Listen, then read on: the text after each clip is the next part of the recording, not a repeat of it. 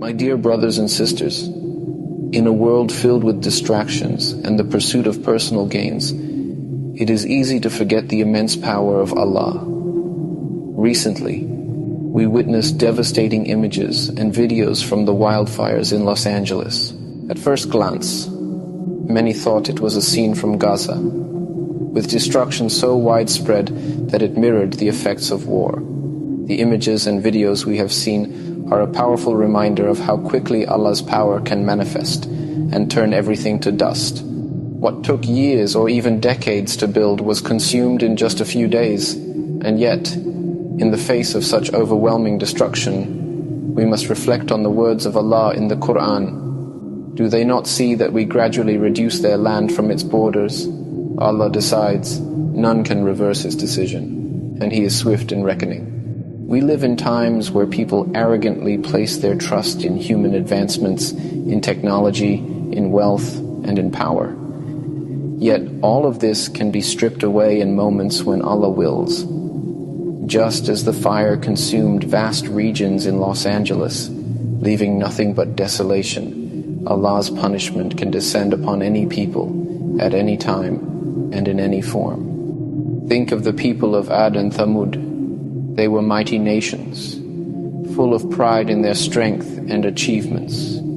Yet Allah's punishment came to them as a wind, and their glory was wiped from existence. The Quran reminds us, and we sent against them a screaming wind during days of misfortune to make them taste the punishment of disgrace in this worldly life, but the punishment of the hereafter is more disgraceful, and they will not be helped. There is a dangerous arrogance that leads us to believe that we are in full control of our destinies. In times of peace and comfort, we may become so sure of our strength, our wealth, our knowledge, and our power that we forget that everything is under Allah's dominion. Just think about it. Despite all of our advancements, it is ultimately Allah who controls all affairs. We can try our best, but we must never forget that everything is by His will. These events are reminders that we are not in control. Allah is.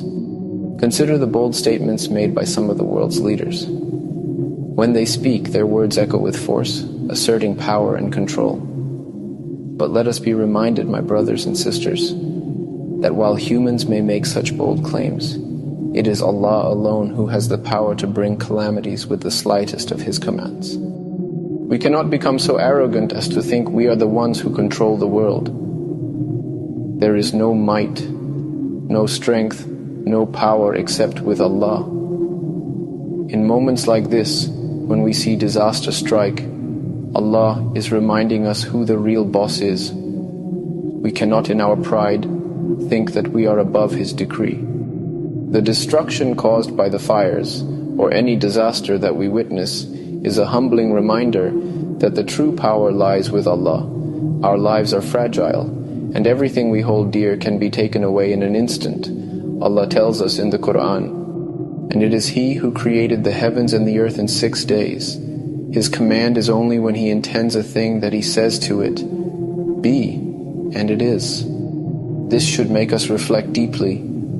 Allah can bring an end to anything with the smallest of His commands. We should never reach a point where we are so full of ourselves that we forget that we are in the hands of the One who controls the heavens and the earth.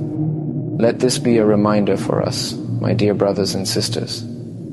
At times like these, when the world seems out of control, when fires, hurricanes, earthquakes, or any calamity sweeps through the land, we must recognize that it is Allah who holds the reins of everything.